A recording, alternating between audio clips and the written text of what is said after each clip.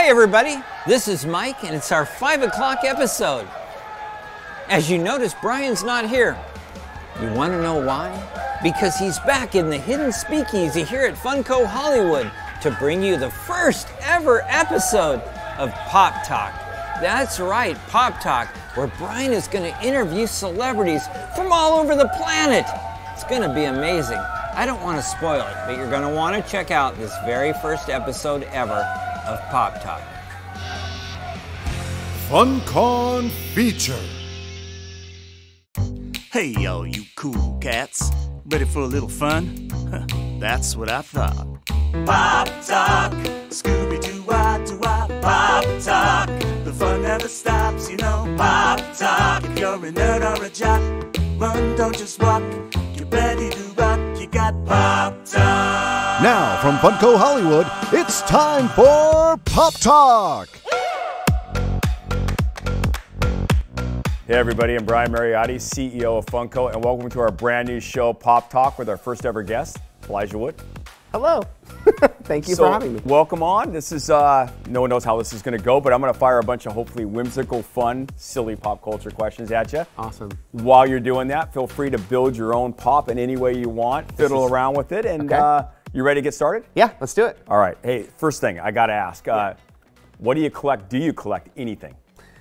I do. I'm a big record collector. Okay.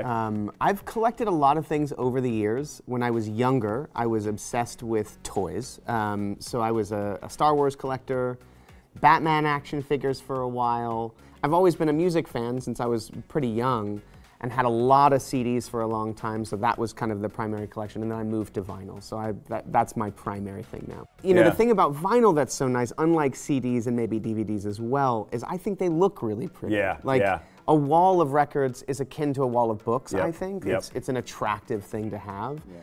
CDs, not as much, you know. DVDs, a little bit, you know, there's sort of a book quality to them as well. Nice, nice. So, pop culture, obviously aware, at least. You ever been to a Comic-Con event? San Diego, New York, Chicago, somewhere? Have you ever been to one of those? Have I been to a Comic-Con event? I have to ask. Yes, I have. Okay. I have. My very first experience with Comic-Con was San Diego Comic-Con. Shortly, I think before the first Lord of the Rings movie came out. So it was relatively early on, and you know, as far as our experience in Lord of the Rings and Lord of the Rings in general, it wasn't a massive thing yet. So we were able to kind of walk around the convention relatively unscathed, and it was kind of a lovely thing. And also, Comic-Con then was not what it is now. It was still a massive thing, but the industry hadn't taken over yet. It wasn't the place to launch things quite the way that it is now. There wasn't as much press there. Certainly paparazzi weren't there yet.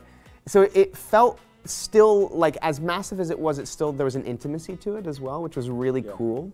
That disappeared over the years. And certainly as the Lord of the Rings became really successful, it became really hard to just simply walk around, which is a bummer because it is such an awesome convention, and there's amazing artists, and you know, there are people selling incredible toys, and there's a lot to see. I have, over the years, actually gotten masks and walked around. So I grew up on cartoons. The most important thing for me when I was a kid was breakfast cereal, sugary breakfast cereal. Oh, sure. and cartoons on Saturday morning. So did you grow up watching cartoons? And if so, what did you watch? I did. What did I watch? I have a lot of nostalgic memories for some cartoons that may not be the most popular in people's minds. There was a show called The Raccoons. Do you remember that show? No. It was a bunch of raccoons in the forest and their adventures. But the animation style was really specific, and a lot of the raccoons had these kind of like these noses that beaked out kind of like this. They looked like faucets for some reason. That was just a show that I really loved. The Wuzzles, do you remember the Wuzzles? I do remember the Wuzzles, yes. That's another show. There's so many, there are obvious shows to talk about, but things like that, no one ever mentions that show anymore. The Wuzzles is great. The Wuzzles the concept was, it was hybrid animals. So it'd be like an elephant mixed with a hippo. Every character was a hybrid animal. I love that show too. It's good, very cool. So you brought up the record collection. Do you remember? I remember mine, and my dad gave me money, and I bought Queen the Game. That was my first album. Do you remember the first album you bought, and like with your own money? Like you did something, you had your own money, you went out and bought your first foray into. Do you remember what that was? The very first, well, it's sort of a two-parter. The very first record I had, or that I bought, not with my own money, but I requested my mom to buy it, was The Best of the Temptations, because my favorite song at that time was My Girl. So I was obsessed with that. I think the very first thing that I bought with my own money was the Batman soundtrack by Prince. Oh, wow. Yeah. Wow. I grew up with Prince. My brother is Yeah. a huge Prince fan, Yeah. and I subsequently became a massive Prince Yeah. fan as well. And so that record would have been the very first thing that I Very bought cool. with my own money. Yeah. Very cool. Okay, now we get into the real hard-hitting questions that, I mean, you know, that only like the top journalists have ever asked you before. Burgers, tacos, or pizza? If you just had to have one and you were starving to death and you're like, God, I am craving what? Which ones are you going to pick out of those three? Pizza. Okay. Okay. I love them all. Yeah. Of course. Yeah. Pizza's my go-to. Are you Any day, Yeah. if I would have pizza over almost anything. I do love pizza. the whole war of thin crust versus thick crust? Where are you at with that? I don't believe that there's any pizza that is worthless, right? Yep. I love them all. That's good. I think if I were to pick a favorite, Neapolitan style, so Okay. like wood burning Yep, oven. yep. You've got a nice char, a little bubbling Yeah. of the crust. That's- My that mouth is watering sounds now. good. It's so good. If you could have any car, and it doesn't have to be the most expensive car, Sure. just if I could have any car, what would the car be? It's tough. I've got a few favorites. Yeah, yeah. It's tough to pick a single one. The first one that came to mind, though, is the Studebaker Avanti. Oh, wow. Yeah. So Studebaker is not known for making sports cars, Yeah. but in the 1960s, late 60s, they released the Avanti, which had pop-up headlights and this really sleek body that I hope this is correct, I believe it was designed by the guy who designed the Coke bottle. Wow. I could be wrong. Yeah, and someone would have to Google Yeah, this. it's good. But it had there's a designer of note, and I think that's the designer of this car because it doesn't look Yeah. like any other Yeah. Studebakers. Yeah. I just love that car. Nice. Yeah. Very nice. You're an actor, so producer, but what's your favorite movie of all time? Dude. Of all time. I love that you struggle with this because it should be a little bit of a struggle, right? It is. Yeah. It should be. It Yeah. shouldn't. Well, I mean, there are some people that are very good Yeah. at quickly identifying their Yeah. favorites of anything. Yeah. I've never been that person. Yeah. I love so many things, Yeah. and so it sort of changes with the wind Yep. and the temperature. But what I often go back to as my favorite, and I've said this before, and it's just so great, so I sort of stick with it. Despite the fact that there might be movies since that I've Yeah. fallen in love with Yeah. more, is a movie called Harvey with Jimmy Stewart. Okay. It was released in the 50s, I believe. It was originally a play, and it's about a man named Elwood Dowd who has a best friend who is an invisible 6-foot-tall white rabbit that nobody can see. And so it's this story, the whole movie takes place in a day, and it's a story about his sister who thinks he's losing his mind, his niece who also thinks he's losing his mind, and his sister's trying to gather this sort of social event, but Elwood keeps messing it up because he's the crazy person that believes in the white rabbit. I am constantly making lists of favorite songs, favorite albums, and favorite movies, and you have to come up with a criteria, right? Because your favorite might not be the best. You've Yes, never that's seen true, it. that's true. So my criteria on movies was, what was the movie that I left the movie theater where my mind was utterly blown? And the two that came to mind for me was always Moulin Rouge and The Matrix, and just what I saw from The Matrix. I'll never forget that experience. I was seeing things I've never seen before. You know, those sort of movies that do scramble your brain in that way and take you somewhere that you had not imagined you'd go is just, it's why we go to the movies. Yeah, you know? It's pretty cool that can have an impact on you. I mean, 20 years later, 30 years later, you're still remembering that, you know, that experience, and it's such a neat. I remember, the first time I saw it, there's so many movies that did that to me, but seeing, thinking about the theatrical experience, like seeing David Lynch's Mulholland Drive in the theater. Yeah. And that totally unscrewed my brain. Yeah. My sister and I saw it together. We walked out and we were silent on the drive home. And I remember I was just so gobsmacked by the film. And like halfway through the drive, I was like, "Did you like it?" And she's like, "Yeah." I was like, "Do you know what just happened?" No.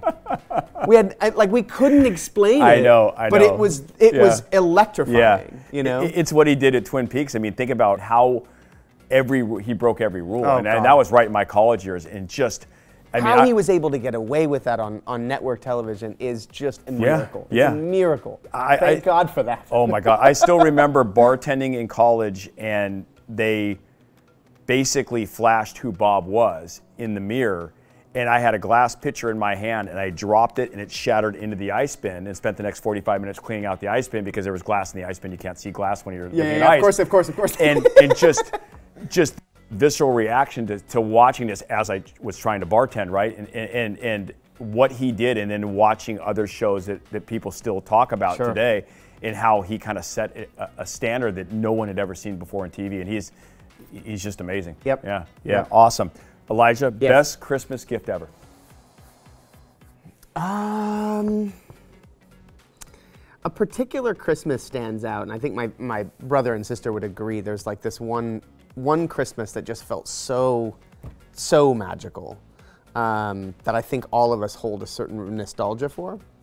And that particular Christmas, one of the standout gifts, and this doesn't sound that exciting, but it was very exciting to us, is we got feather beds and down comforters.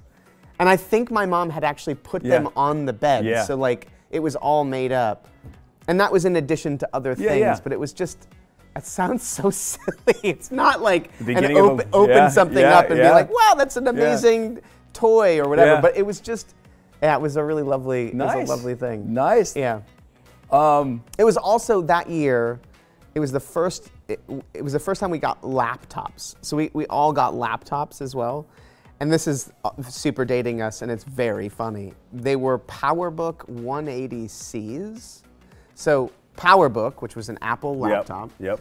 180 stood for 180 megabytes. The C stood for color. Oh boy. Yeah. Nice. And it had one of the, it was the trackball that you could take out and like you could buy like third-party trackballs with like eyeballs and, 8-ball or whatever that you could put in there. And I think it had 8 megabytes of RAM. Oh boy. Yeah. And that computer was like, it became a real gaming source for me. So like, if you remember, like, of course you do, floppy disks, you would get a game. And a game like that would come with 5 floppy disks that you'd have to load. Yep. You'd load the first one, and it would like imprint onto the computer, ask for disk 2, ask for disk 3, and you'd like load everything onto the computer. I have a lot of fond memories of that. Nice. Yeah. Okay, so Lord of the Rings, obviously, massive franchise, lots of products made of you. Yes. Which is just got to be surreal. Yeah, but so cool. You got popped. I mean, and you got multiple pops, right? So what did it feel like? I have to ask you, what did it feel like to be popped? To see, potentially these pops around. Yeah, there you go. I have to imagine at least one person has come up to you with a pop and asked you to sign one of these things. But what does it feel like to be popped? It's incredible. I mean, growing up with toys, growing up with action figures, and action figures from movies or TV shows that I loved, the idea that I would ever be in a film that would have merchandise of my character was such a thrilling thing. Yeah. So knowing that was going to be a part of Lord of the Rings, even before the films were released, it was clear that there was going to be a fair amount of merchandise. It was so thrilling to me. It speaks to the nerd in me that loves this sort of thing. So to be a part of that in that way is really special. Did you grow up watching horror movies as a kid? Yeah. So that's awesome. Yeah. So like I did. Yeah. So again, my brother's 7 years older than me. He was renting horror movies with his friends from the local video store, and would like include me in the watching of it just as long as I didn't tell our mom and our dad. So I got exposed to horror movies at like 5 and 6 years of age. The trauma of horror films hit me a little earlier than that. I remember the Michael Jackson Thriller video re-airing, because it aired, I think I was too young when it first aired, but re-airing on MTV and it being kind of a big deal. And it like whatever imagery I saw freaked me out enough, like the preview images on MTV, that I was like, I want nothing to do with this. So it was airing on TV and I remember running to the basement, because that was safer somehow. Yeah, the basement's always safer. Than watching than up above on ground level. So that stands out as being freaked out. But beyond that, like I was exposed to horror movies early and loved them. And obviously just produced one, Mandy. So tell us about Mandy, why you got involved. Sure. Yeah. So Mandy, I have a production company called Spectrovision. We produce horror and genre films. Mandy is, I wouldn't really call it a horror movie. It's a revenge movie. Okay. It's a phantasmagorical, total, fever dream nightmare of a revenge story. Definitely its own thing. Mandy was a case where we had seen the director Panos Cosmatos' first film, Beyond the Black Rainbow, and loved it. Yeah. And reached out to him. And we were like, look, we love Beyond the Black Rainbow. We want to do whatever it is that you want to do next. Whatever it is we want to be involved. We just think you're brilliant and you're a visionary. He pitched us the idea and we're like, that sounds incredible. And then he sent us the script and we fell in love with it. And that's kind of how it came to be. It took about 5 years to get made, as often it does in independent cinema. These things, especially movies that are slightly left of center or not immediately accessible to people, it takes a little bit longer, but it's so worth it when you get to make something like that. So speaking of which, for the first time ever, we wanted to show you, there's Miller. That is and so there is Mandy. Awesome. So there you go, the first ever Mandy Pops. Now see, I'm gonna say something here, like. Okay, yeah. All right, so having been a part of something like Lord of the Rings and getting to personally be a Funko Pop and to be an action figure is a true joy. I have to say, getting to make something as a producer and see something made from the ground up and then have that translate to this is actually in some ways more meaningful. Cool. This is really insane. And the detail, like the t-shirt she's wearing, the book that she's holding, the cigarette, I mean, I cannot. Red, having been through quite a lot, as you can see, we really put him through the ringer, poor Nick Cage in that movie. Our fans do love blood splattered pops. Yeah. I mean, thank you so much. It really is such a treat. That is. These turned out so beautifully. Glad to show it to you. So I can't thank you enough. What a great time, and thank you for being our. There's only can be one first guest ever. So Elijah, I didn't realize I was the first until that's today. That's it. Elijah Wood, everybody. Thank you so much, man. Thank you so much. Well, do you want to see what I made? Yeah, let's. Oh yeah. So this whole time I went to a mustache, but when I did the mustache, it was very Freddie Mercury. So I was like, it's just Freddie Mercury. I can't get around from that. So I did this. I went with the white pants. I really do like white T-shirt, white pants, it's and a white bit. shoes. It's a bit Hannibal Lecter. It is. Or like late '60s era John Lennon, maybe. There you go. There you go. Know? Yep. And I don't know why the hobby horse. I had many options. There was a scepter. There was, I could have done a handbag of some kind. Yes. But I went with the hobby horse. It just sort of. It lightens him a little bit. There's a little bit of a Warhol vibe to this as well. There is I love those glasses. That's definitely. I would wear that outfit. There you go. All right. Fantastic, my friend. Thank you so much. I appreciate it. This has been really fun. Yeah, it's good. All right. Awesome. Guys? Thanks, man. That was, dude, thank you so much. You're so welcome. That was really fun. That was good. No worries. Good. Oh, these are so good.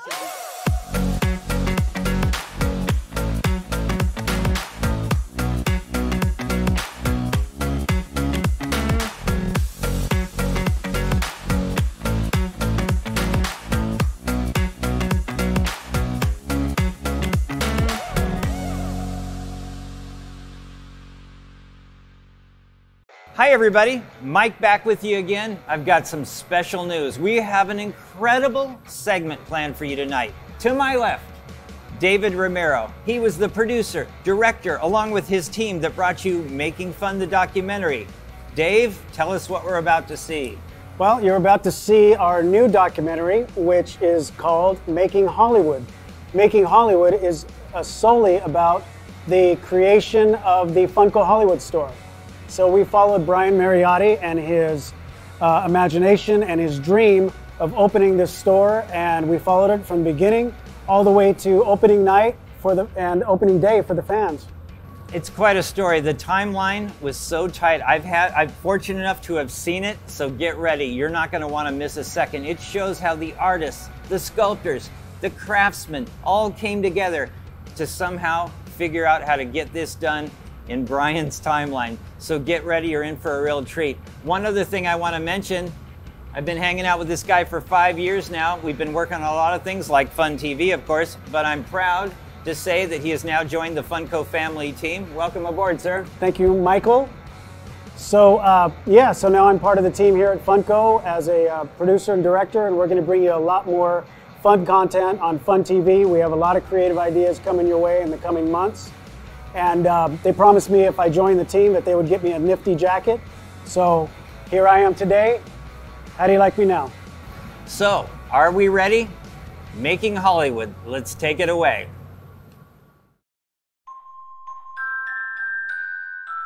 Good morning, everyone.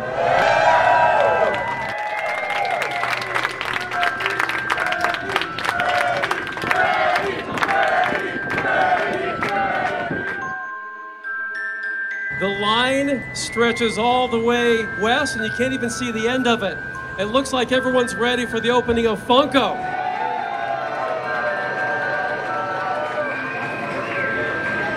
Funko fans, how we doing?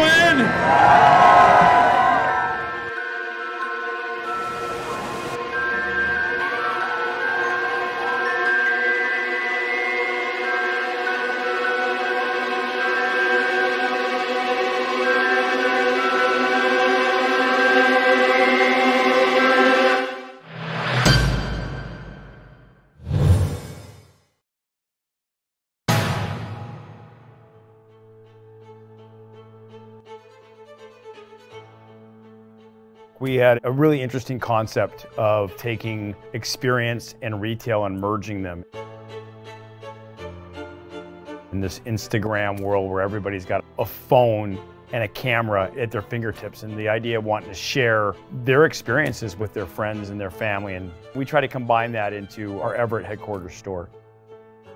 What we didn't expect was how it brought repeat customers back year after year. How many people are making long distance visits to our store and seeing young people, 4, 5, and 6 years old coming in with their mom who might not have ever heard of Funko, but came in and were blown away by the Disney world, the Harry Potter world. We logically wanted to do it on a much larger, grander scale in a different location, a bigger location. And that's what we set out to do.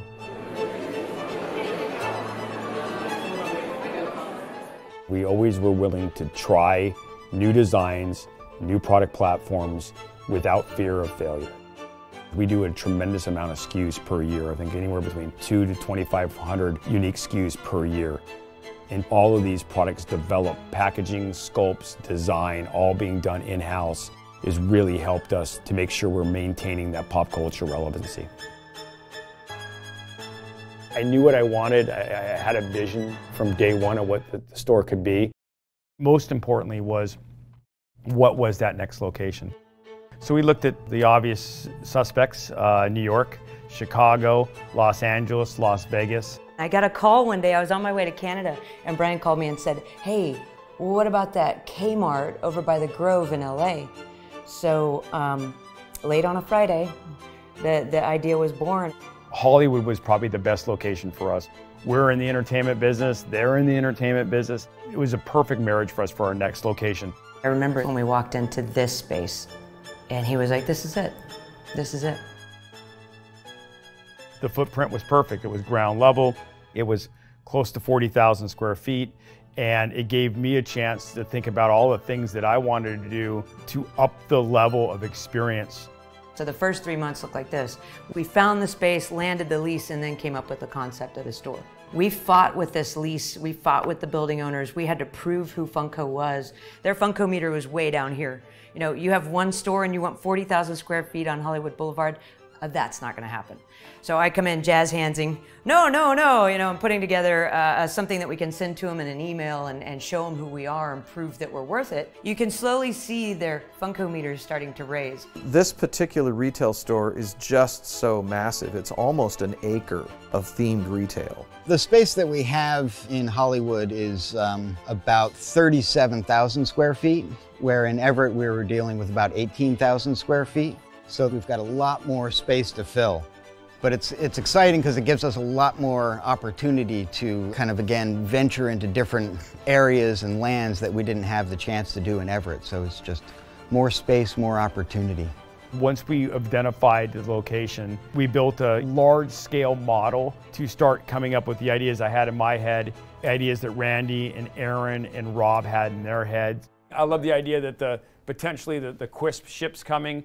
I love the idea of posing next to a giant cereal box with probably like a Count Chocula or a Boo Berry or a Frankenberry, and it feels very Saturday morning, right? And we've got that light. I love you've got this shape, you've got this shape, you've got this smaller, and they're all kind of red. The sketches aren't as detailed as you think. We all know each other. We can work well off just going, yeah, we know what to do here. Rather than redraw stuff over and over again, we can do a thumbnail and just say, hey, we know what we're talking about and do it, just so we can get to the building faster. Otherwise, we'd be drawing it still at this point. So there are things here. I mean, I wouldn't have a giant bucket chicken like this as a display. I would have a 4-foot bucket of chicken with the Colonel sitting on top of it as a posed moment. Those kind of elevated experiences, instead of just stepping around a world that's themed and posing next to a statue. We're gonna figure it out, you know, we like should be able to move that ductwork all the way over up against that wall. right, and then we'll we'll figure out how to build around it. We need to continue to keep pressing ourselves to make the most interactive, fun, unique shopping experience they've ever had anywhere. I mean, here's another one that I think is awesome. How about a giant Kool-Aid pop busting out of the wall? Yeah. Kool-Aid, oh yeah! So.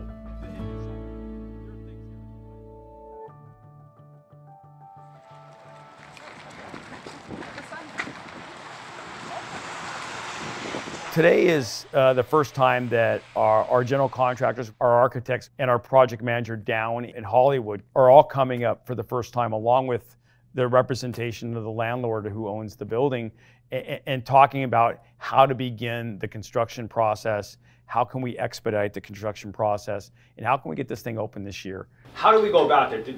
Which one of you guys says, okay, here are the doors you can pick from or choose from? I mean, is that something you guys can provide to us is one of the first ticket items to kind of look at? And it's actually one of the very first ticket items because of the lead time on that. Yeah. So the last 3 months is really about trying to understand what the vision of the store is going to be, things we wanted to make sure that the store accomplished. One of the things we originally wanted to do was open up the windows to the store in like functioning garage doors, so to say, but elevated, and opening it up from the outside in to peek into what our world is that we're creating. Yeah. Very likely here, you're going to have a mechanical platform with vertical walls to hide all the mechanical equipment. And then I'm picturing there's going to be some type of a enclosure, steel catwalk. Yeah. Brian called me in October of 18 and said, let's find space. It took 20 weeks to get the permit. So once we started actually drawing what we wanted, after we hired the GC and the architect, it took another 20 weeks to get the permit. So sometime in May, I think it was the 3rd week in May, we actually got the build permit. And we need to get this place open in Q4. So legitimately, that's less time than it takes to gestate a baby. It's less than 9 months. Well, I think we've learned a lot of life lessons on building the first one. We're going to move smarter, faster, we're more organized, we have more help. You know, as a business, you know, and a board of directors I have to report to, it's certainly my responsibility to try to move this along as fast as we can. How can we build a very different type of retail experience in Los Angeles they've never seen before, and can we do it in time for the holidays? The other challenge of that is working with the contractor in Hollywood who is simultaneously building the space with all of our ducting system and our plumbing and sprinklers, and so we can't bring in things before he's ready to receive them. So we have to work at his pace as well. That's going to always light a fire under everybody, including the architects, including the general contractors, the laborers. How can we do it the quickest way possible, but yet do it right?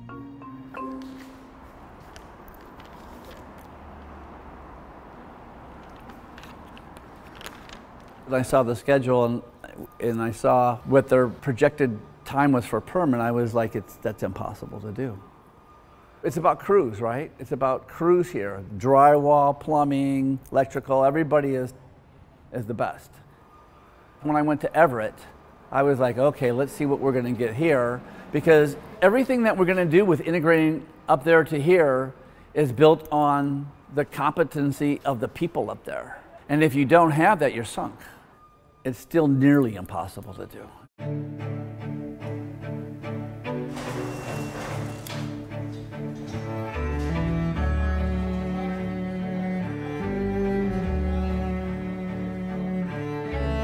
In order for us to finish and meet our deadline, we needed to be able to be building all the themed elements at the same time. We're building these 1,000 miles away from where they're eventually going to be, but they have to lock into things that are being made down there. So it was absolutely key that all of these buildings fall exactly where they need to fall in Los Angeles.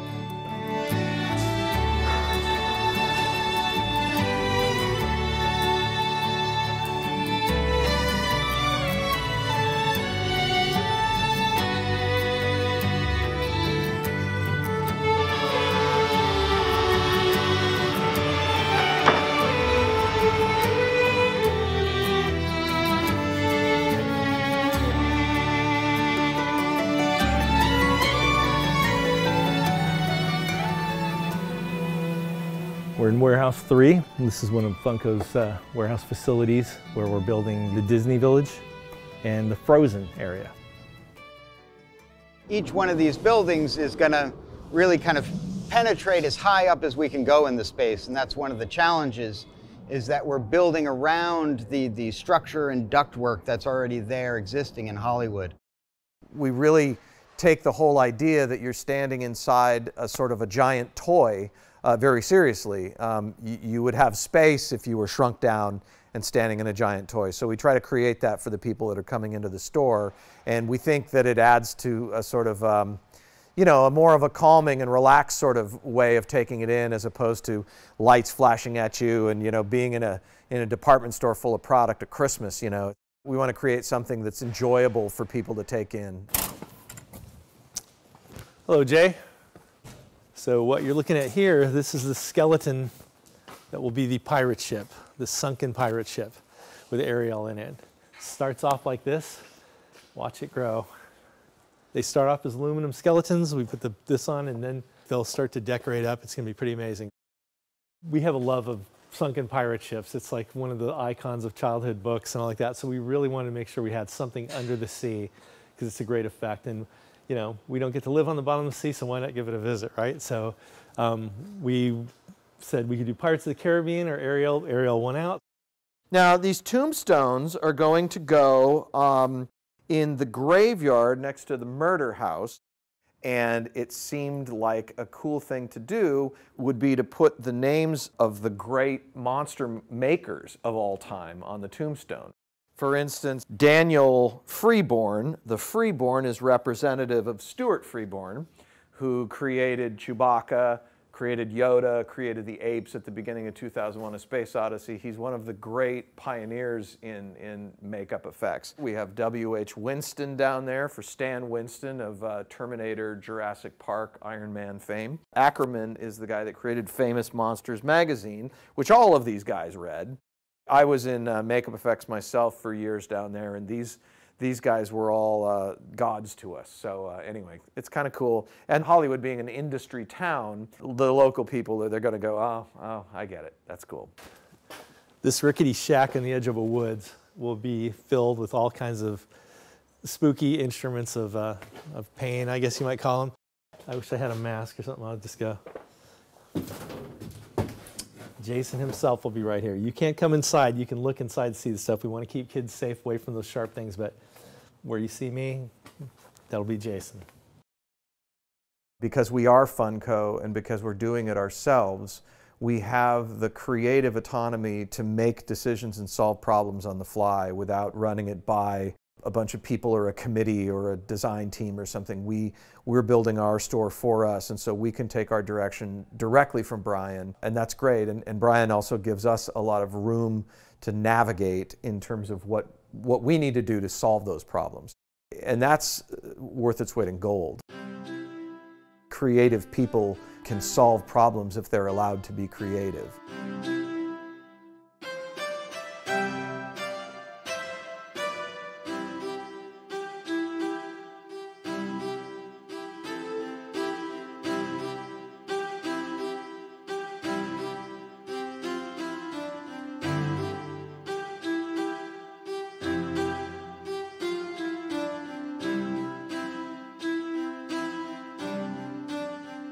There's a lot of stuff that you don't see as you pass by, what's gone into the prep work or whatever. We do a lot of aging techniques, like what my brother's doing out there, and if you look at it, oh, it looks like they're just mopping stuff on there, that's easy, but like you can very easily not get any of the edges blended, or it looks too heavy-handed, or it takes a careful hand to get from kind of cheap Halloween junk-looking stuff to realistic or stylized. It's always a solution finding thing with this.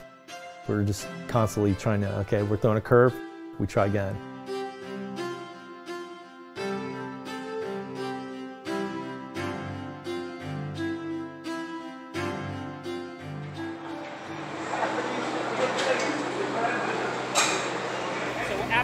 This walk, then follow up on that and say, and we added specific sprinklers in, either these themed elements or because of these things, something, just so he says that, okay, here's our method, here's kind of what we did. Let's start, we'll walk around, we'll show that that we added.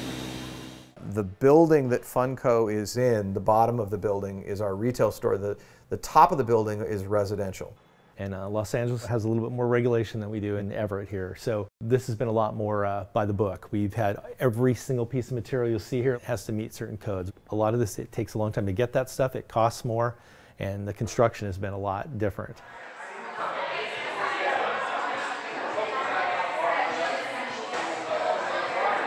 Hi there. My name's Heidi Ray, and I work for Funko. The main reason to meet the people was to start a relationship that says, we're going to be loud, we're going to be proud, and there's going to be a lot of shenanigans that's going to happen real quick. I know you've heard some construction going on, and you're wondering who the new kid on the block is, and we just wanted to introduce ourselves, make ourselves available for questions and answers, give you some pops, and kind of introduce you to who Funko is. Anybody here not know who Funko is? Nice. So, does this look familiar to you? Have you seen these things anywhere? Heidi is the sort of point of the spear. She's done all of the finding the building and dealing with the leases and dealing with the city and dealing with the builders and dealing with the permits and the fire code and the ADA. And Heidi just rolls up her sleeves. In Everett, this is what the store looks like. As you walk into the store, you become a part of the art. So what we're trying to bring to the Easton is create a place that makes you feel like a kid again, or just makes you feel like a kid. So if you can imagine yourself walking through 40,000 square feet of this, then we're happy to be your neighbor. Thank you so much for coming out. I hope you got tacos, something to drink. Please feel free to take some of the swag home, take a pop. Look forward to seeing you around. So here we are, mere months away from opening. We're in middle of June. It was going to be big. We always knew it was going to be big. But then when Brian sees it, he says, well, you got to be able to walk inside of it. And that changes everything, of course. How do we build this so that you can sort of enter it? And that added some more complications. But at the end of the day, he's right. It makes it so cool when you can actually step into the belly of the sunken ship. You can see how beautifully this is all coming to life. Chance is an expert dry brusher. And what it does is it just pops everything out. All the high relief detail pops out and almost makes like a thread thin sort of image of the ship. And so we went through and added cracks and scarring and chips and all this stuff to kind of really bring this to life. And this ship, by the way, is built in 3 pieces, each piece small enough to go onto a semi-truck to be trucked down to California. So when we get it there, we'll reassemble it, do some touch-up, and put it amongst its wreath. We'll be ready for visitors.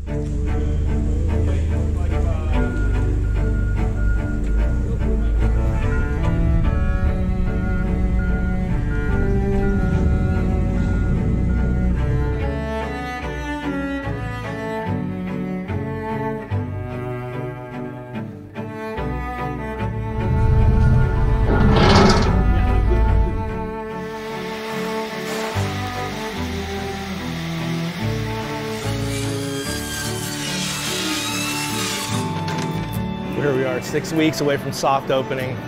Things starting to look up, but man, there's a lot to do.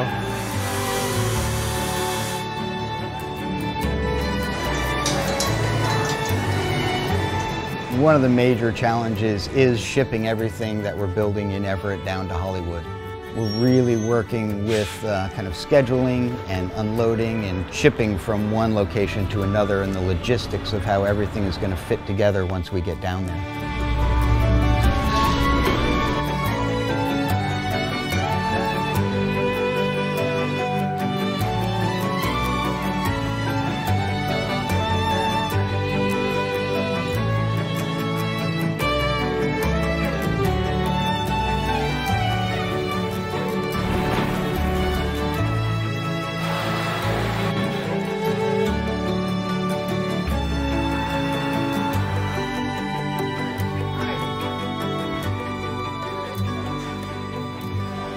This is what I'm waiting on. So Harry Potter I'm waiting on color, but I do need that sand texture.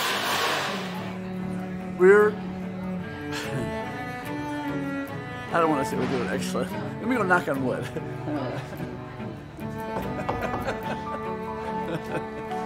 This is a project, I've done, you know, hundreds of projects in LA, but my workers here, the people I work with, the tradespeople come up and go, you know, I'm so glad to be a part of this job. And they mean it. So no, this is very fulfilling.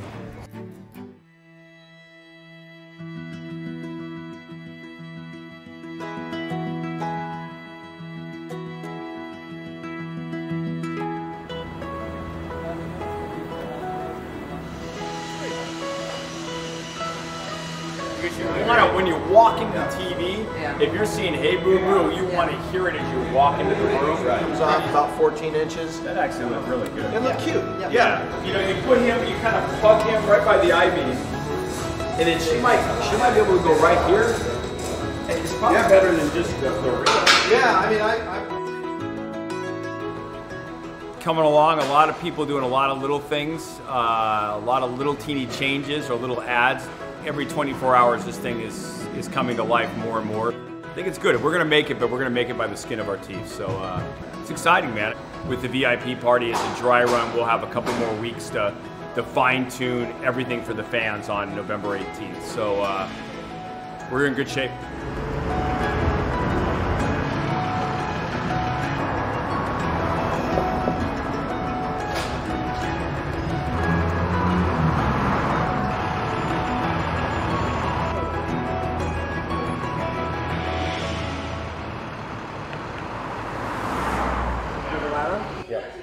And also for the light, they gotta aim in that light also. So it looks like if we move one into each of the corners, we got plenty of room.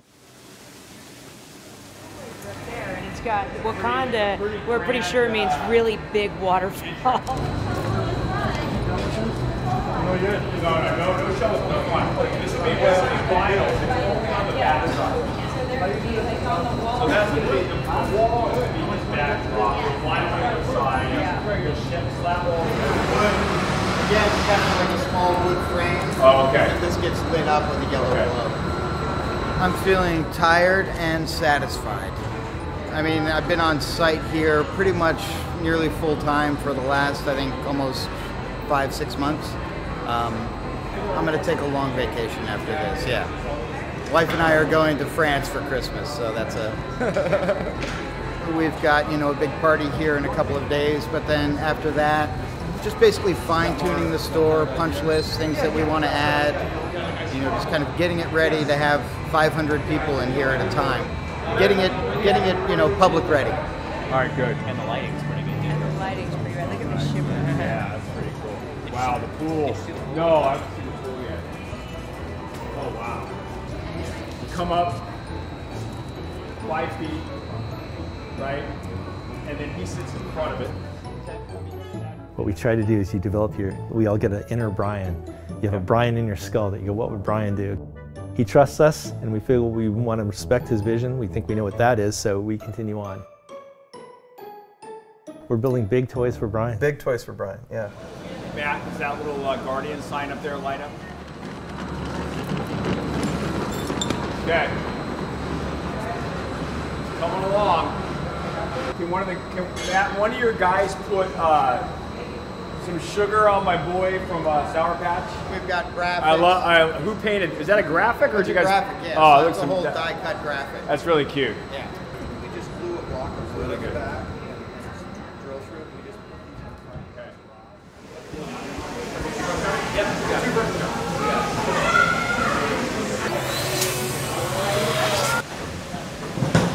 Yeah, I got it. 1, 2, 3. Got it. What do we got? We got, we got 2 hours. We got plenty of time. I gotta run. Aaron's great. See the entrance over there? He designed that on a napkin. As he was drawing it, we were talking about how we were going to do it and frame it. By the time he was done for it, I said, done, stamped, let's do it. Showed it to the inspectors. The inspector come looked at it and said, great. Engineer looked at it, great. Look at the design. Yeah. That takes months normally. He did it on a napkin. Dude, I think we're in good shape. I think there's an LED lining here, Aaron, right here.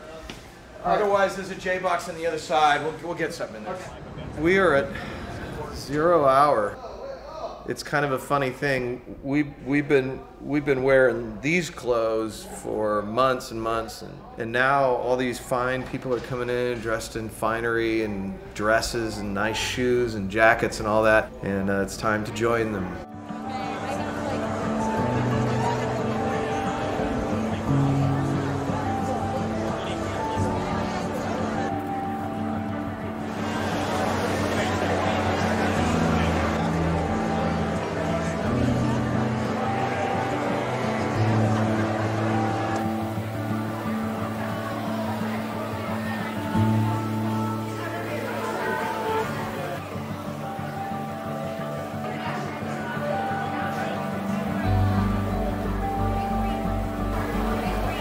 All right, guys, hey, we just want to thank everybody for coming out. We are so excited about Funko Hollywood opening. You guys are the first people to see it. Aaron Haba. So Aaron Haba probably has been here for 6 straight months. He doesn't live in Hollywood, but he's basically lived in Hollywood. The guy works 7 days a week, and he made sure that our wonderful boy at Jet Sets, Matt, and our wonderful general contractor, Kevin, and Aaron held down the ship, and if it wasn't for Aaron Haba, this thing does not get done. So I just want to thank him personally. Big round of applause for Aaron. Thank you, my friend. I appreciate it, man. We are so excited to share this with our fans, but have fun, and thank you very much. I appreciate it.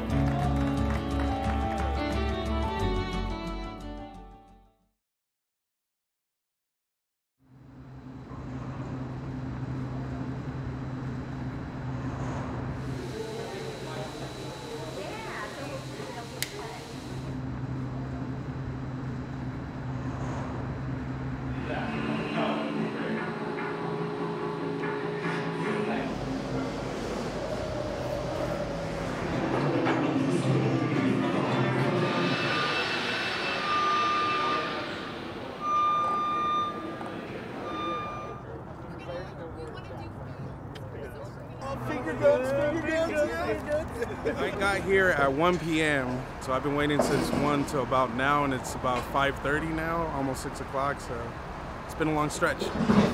I did this because I collect Funko. I love collecting Funko, man. I wanted to make sure I was first in line for the standby line at least, so I can get in and collect some good toys, man.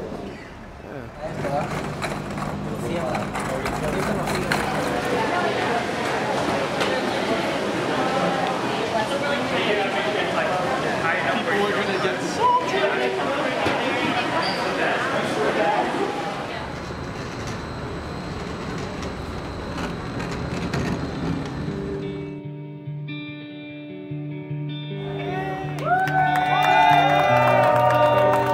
We're T-minus a half an hour, so ready to go. Barely. By the skin of our teeth, barely.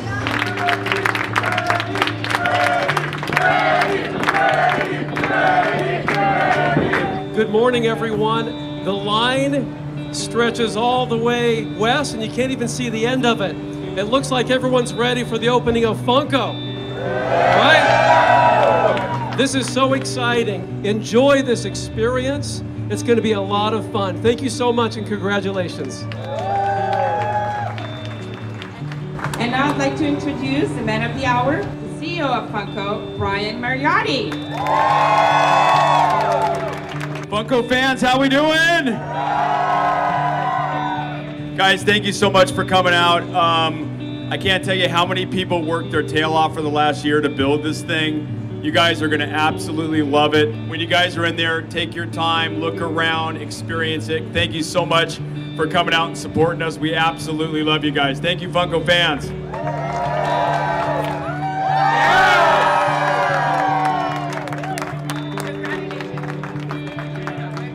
It's intense. It's really intense.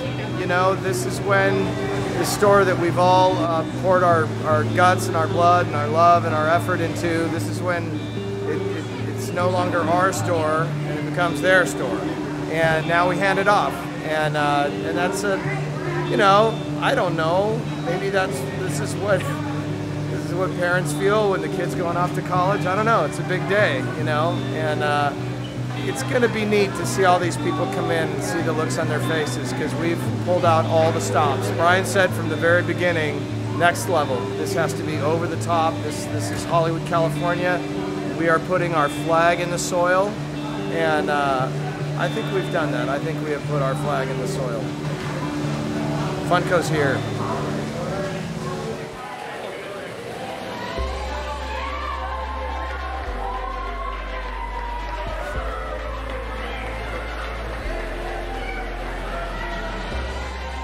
So here's what's going to happen.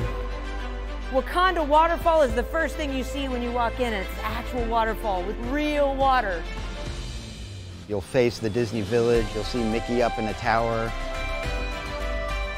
So you're just going to be kind of hit with all of these different things at once. So we've got Harry Potter right over here.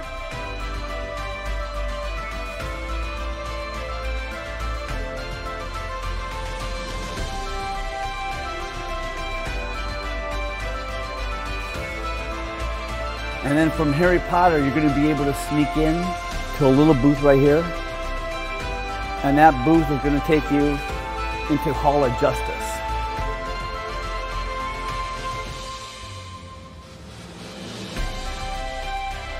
I'm currently standing where there will be a sunken ship that is the Disney ship.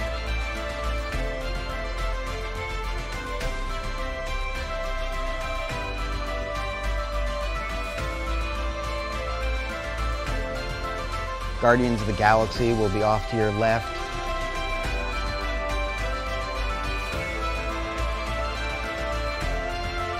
So we can walk over here. This is Frozen.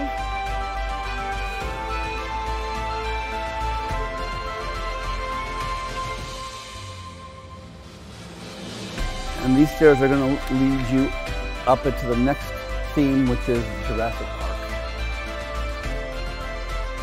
You're gonna be able to sit in a Jurassic Park Jeep being chased by an 18-foot Tyrannosaurus Rex. To the right, that's video anime.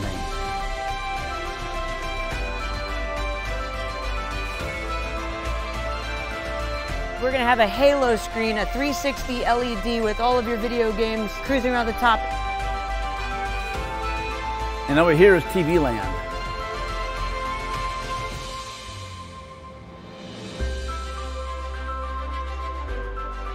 You're gonna be able to sit on a dragon from Game of Thrones. You're gonna be able to sit inside the spaceship from Rick and Morty.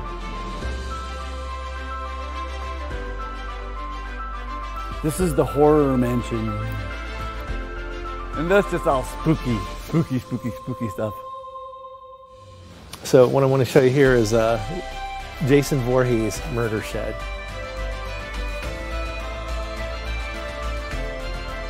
Now, these tombstones are going to go in the graveyard next to the murder house. Beetlejuice is going to be over here. And then right here should be the Toy Story bedroom.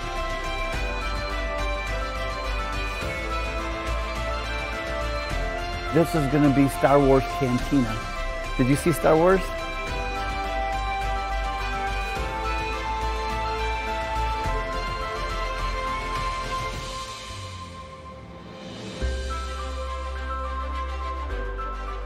This is going to be our Pop Factory, the Epic Pop Factory.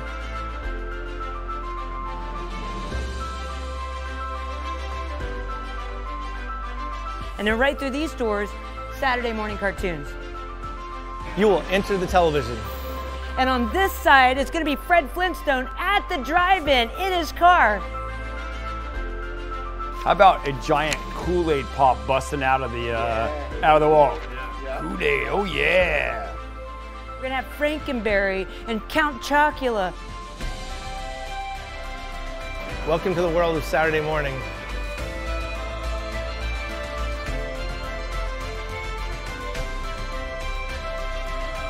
One of the things that's been so fun on this journey over the last 13 years is just people's passion.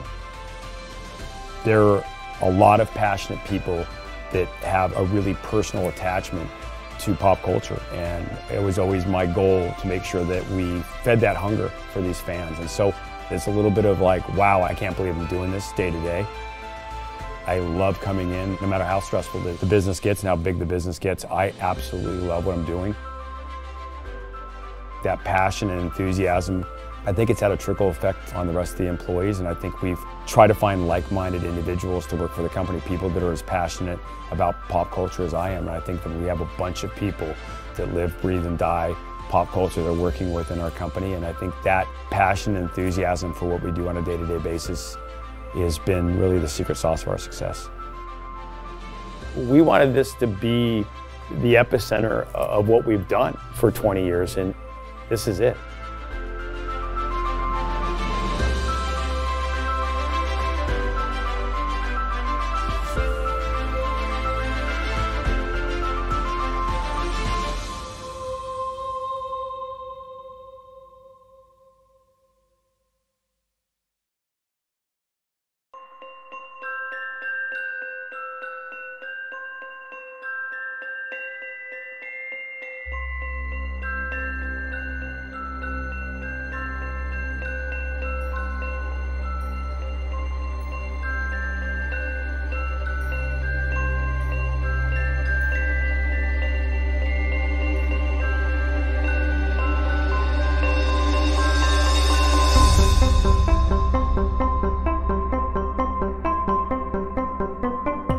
Thanks for watching. We'll see you tomorrow at 10, 2, and 5 Pacific for more FunKon!